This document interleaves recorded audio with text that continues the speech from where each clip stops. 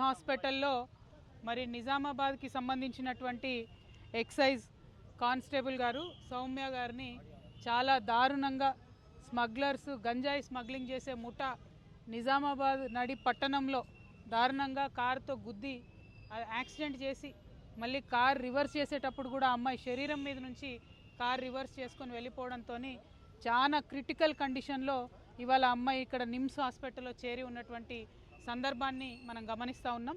నిన్న నిజామాబాద్లో కూడా ప్రైవేట్ వైద్యశాలలో మంచి వైద్యం అందించే ప్రయత్నం చేసి ఇక్కడికి తీసుకురావడం జరిగింది. ఇక్కడికి వచ్చిన తర్వాత నిమ్స్లో కొద్దిగా ఇంప్రూవ్మెంట్ ఉంది.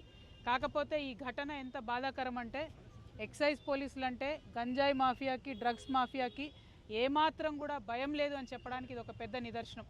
మరి ఈ ప్రభుత్వం అధికారంలోకి వచ్చినప్పుడు డ్రగ్స్ ఫ్రీ సమాజంగా చేస్తామని చెప్పారు. కానీ ఇప్పుడు ఎట్లయిపోయిందంటే ఫ్రీగా డ్రగ్స్ పంచుతున్న లెవెల్లో ప్రతి గ్రామంలో డ్రగ్స్ మోపైనాయి, ప్రతి గ్రామంలో గంజాయి మోపైంది, ప్రతి గ్రామంలో యువకులు చిన్నపిల్లలు మరి చాలా దారుణంగా స్కూళ్ళల్లో కూడా అందుబాటులోకి తీసుకొచ్చే పరిస్థితి వచ్చింది. దీనివల్ల డైరెక్ట్గా బాధపడేది మా ఆడబిడ్డలే. ఏదేమైనా గృహహింస పెరుగుతున్నది, ఆడవాళ్ళ పట్ల అసభ్యంగా ప్రవర్తించేటటువంటి కల్చర్ పెరుగుతున్నది. వీటన్నిటికీ డ్రగ్స్ నాందిగా ఉన్నాయి. కాబట్టి మరి ప్రభుత్వం ఇప్పటికన్నా మత్తు వదిలి నిద్రలేచి వారి యొక్క ప్రతాపాన్ని చూపించి డ్రగ్స్ని అరికట్టాలని చెప్పి నేను డిమాండ్ చేస్తూ ఉన్నాను. ఎక్సైజ్ అధికారులకి ఇదివరకు ఉమ్మడి ఆంధ్రప్రదేశ్లో ఉన్నప్పుడు వారికి కూడా వెపన్స్ ట్రైనింగ్ ఉంటుంది, గన్స్ ఉంటాయి. కొద్దిగా ఎక్సైజ్ వాళ్ళ దగ్గర ఆయుధాలు ఉంటే ఈ డ్రగ్స్ మాఫియా అయినా గంజాయి మాఫియా అయినా వీళ్ళు భయపడేటటువంటి ఆస్కారం ఉంటుంది. నేను డిమాండ్ చేస్తూ ఉన్నాను తెలంగాణ జాగృతి పక్షాన ఎక్సైజ్ వారికి అట్లానే ఫారెస్ట్ వారికి వెపన్స్ మళ్ళీ ఇవ్వాలి. వారికి ట్రైనింగ్లోనే వారికి శిక్షణ ఇస్తారు, కానీ వారి దగ్గర వెపన్స్ లేకపోవడంతో ఈ స్మగ్లర్లకు డ్రగ్స్ పెడ్లర్లకు అరాచకాలు ఎక్కువైనాయి. కాబట్టి వెపన్స్ ఇవ్వాలని చెప్పి నేను డిమాండ్ చేస్తున్నాను. మరి తెలంగాణ జాగృతి నాయకులకు కార్యకర్తలకు మేము పిలుపునిస్తూ ఉన్నాం.